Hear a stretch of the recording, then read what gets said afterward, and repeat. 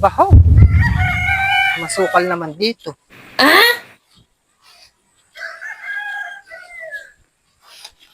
Ate! Bakit? Kilala mo si Marisa? Sino pong Marisa? Ang hinahanap nyo? Si Marisa, di Magi ba? Bakit po ninyo hinahanap si Marisa? May problema po ba? Ako'y naghahanap sa kanya dahil po nagsanla po siya sa akin ng ATM. Abay, nung pipindutin ko na po dun sa machine, wala naman ho palang sweldong pumapasok dito sa kanyang ATM. At guys, ay wari ko po yung si Marisa ay manluloko ng tao. At guys, ay pinurbahan ko po ng isang buwan ay hindi ho nagkalaman. Ay baka na naman sabi ko yung nalitlaang nang pasok yung kanyang sweldo dito sa kanyang ATM. Abay nitong pangalawang buwan ho nitong pagpasok ng John, abay wala pa rin ho. Aba, ay kaano-ano ho baga kayo ni Marisa. Abay, wag mo naman pinagsasabihan ng anak ko na manloloko at hindi siya manloloko. Oh, anak ko si Marisa. Abay, paano ko naman ho hindi sasabihin na manluloko ng tao yung si Marisa? Abay, baka hindi ho ninyo alam kung magkano ang inutang sa akin ay ang anak ninyo. Abay, 10,000 lang naman ho ang pagkakasanla ng lintik na ATM na walang laman na ito Tapos sasabihin ninyo, ba't ako nagagalit at nagsasalita ng mga kung ano-ano? Ay kung siya baga naman ay tumutupad sa aming napag-usapan, edi sana hindi ho kami aabot sa ganitong punto na ako pang susugsug at hahanap ng kanilang bahay. Aba, ay intindihin naman din ninyo ho ang aking damdamin. Ako'y nahihirapan din sa pag-iisip kung paano ko siya masisingil.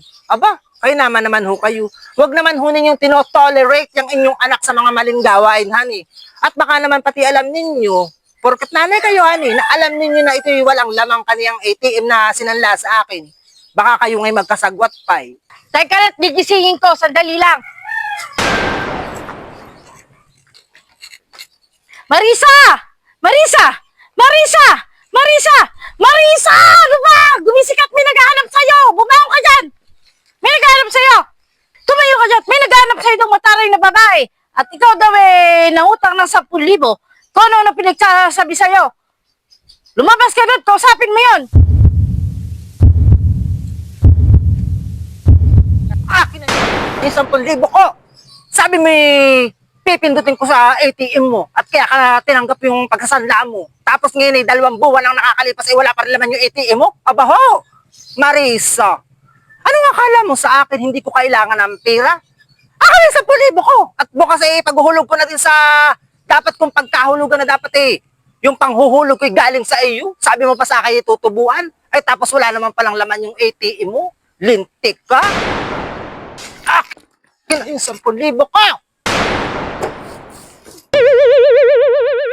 Nanay!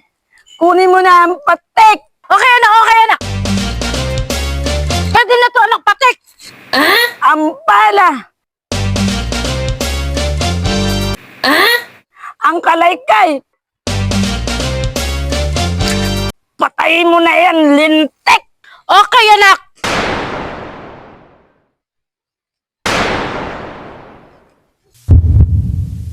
Nanay! Kalma! Makukulong tayo!